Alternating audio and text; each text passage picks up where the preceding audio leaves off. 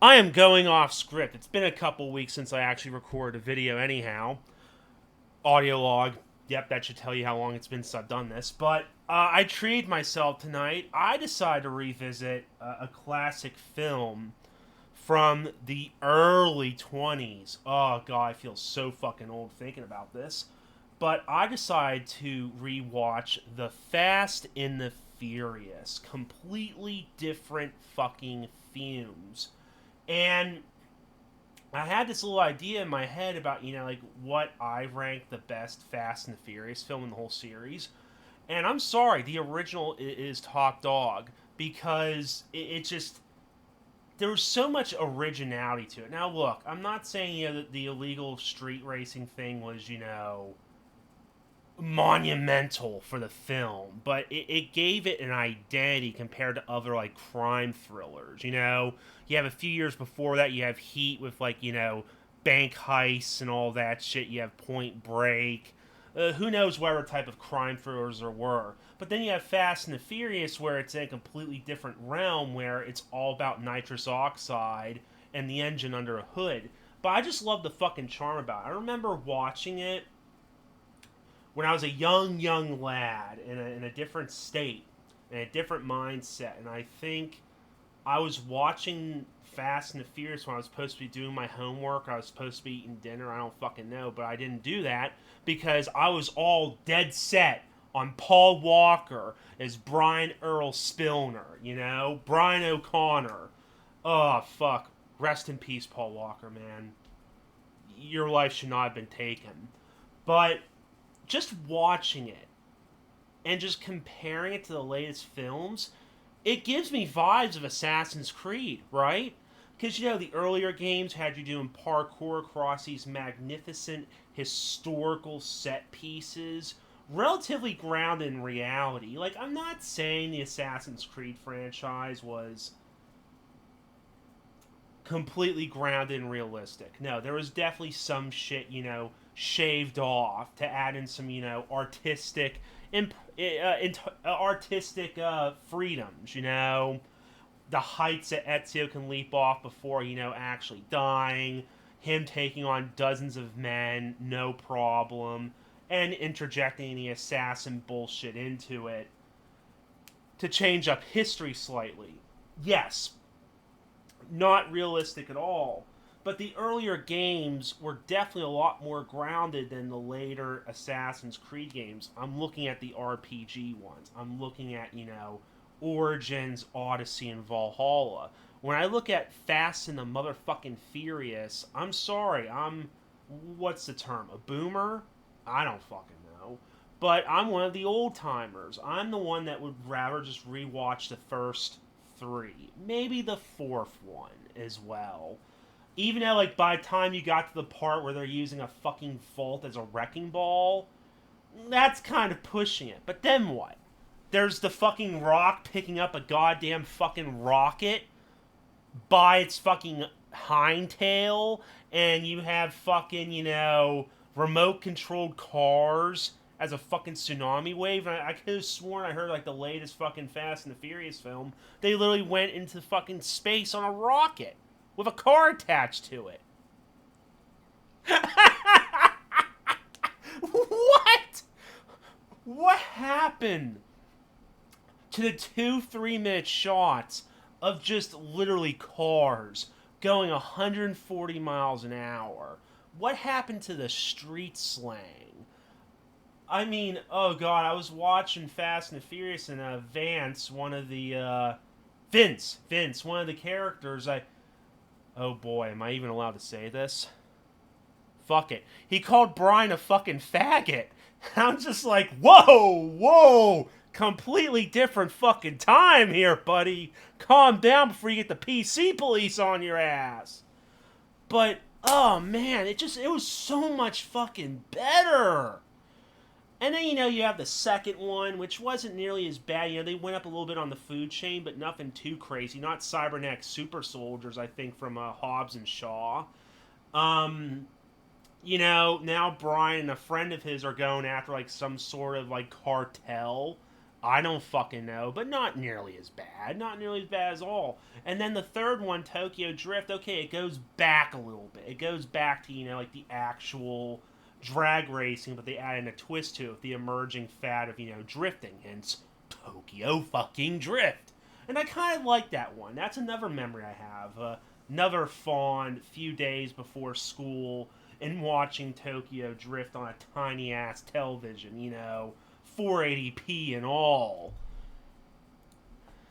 But those were just better times. I think, like the stories were, again, grounded and were a lot more interesting. But now it's just like you have fucking muscle bound Dominic Toretto and his fucking ragtag team of fucking mini Avengers pulling off all these fucking, you know, stunts in favor of, helping the government take down these fucking nefarious villains that'll take over the world. And you're kind of just sitting there going, when the fuck did illegal street racing escalate to diabolical fucking Superman level threats? I don't even know what to fucking call it.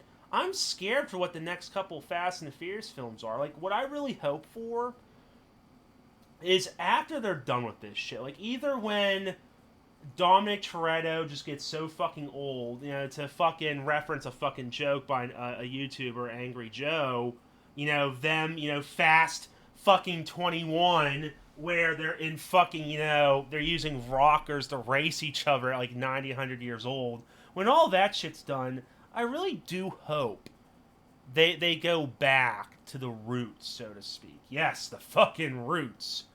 But I mean, just go back to the whole drag racing. Like, dare I say it, make a fucking show out of it. Because if there's one complaint I do have about Fast and Furious, it was short.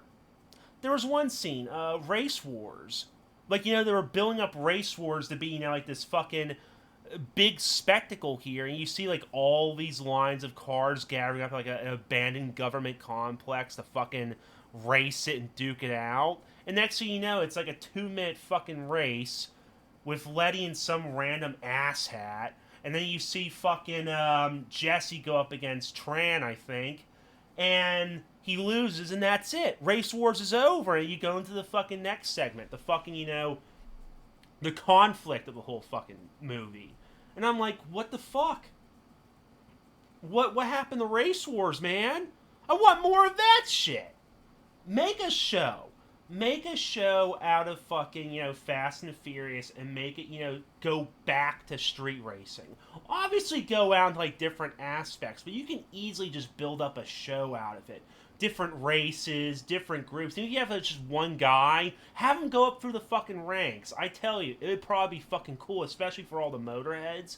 Because just seeing some of those fucking cars and their innards, I'm no fucking grease monkey. But whenever I saw all those parts laid out on the fucking floor when they were building up Brian's new car, oh god, it just reminded me of being a fucking PC builder. Like, those parts were giving me a fucking hard on. And that ain't even my fucking kink. But yeah, it's just, oh, what happened to Fast and the Furious, man? It's just like going into the stratosphere, literally. It just turns me off. That's why I just keep going back to the older films. I really do. And speaking of the older films, back to Tokyo Drift, I mean, they brought back all the other characters, right, from all the films. They brought back Ludacris's character. They brought back that one side character from Too Fast, Too Furious as well.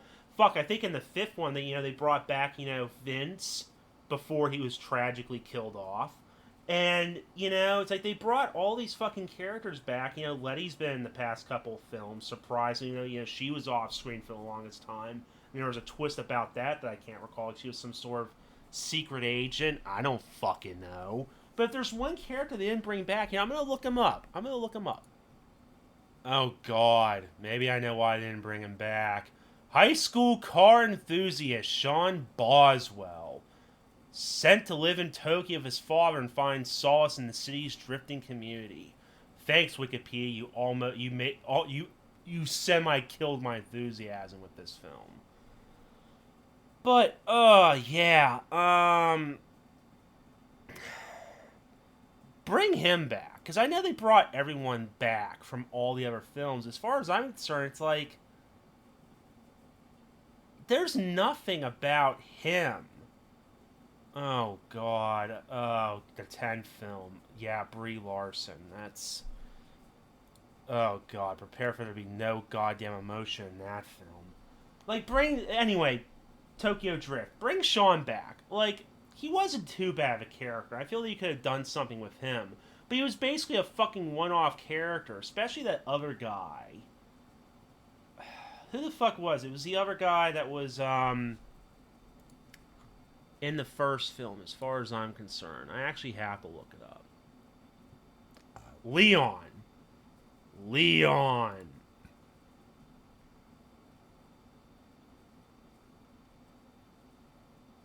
Uh huh.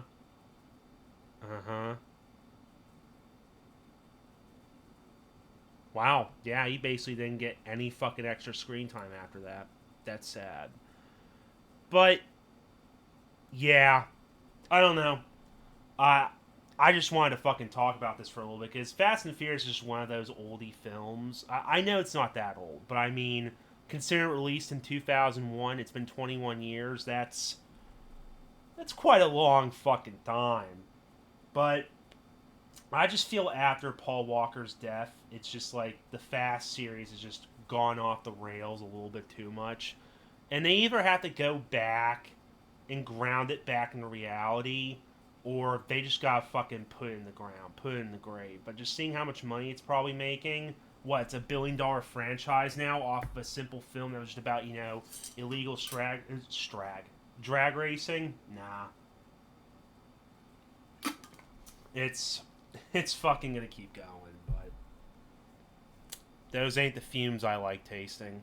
But that's all I wanted to bring up. A little bit, another diversion from the gaming and semi-anime content. Um,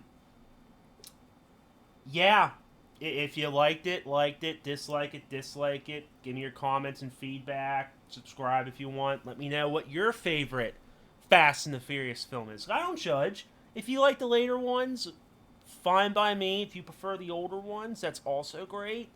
The Ramblin' Manager is clocking out for now. Bye.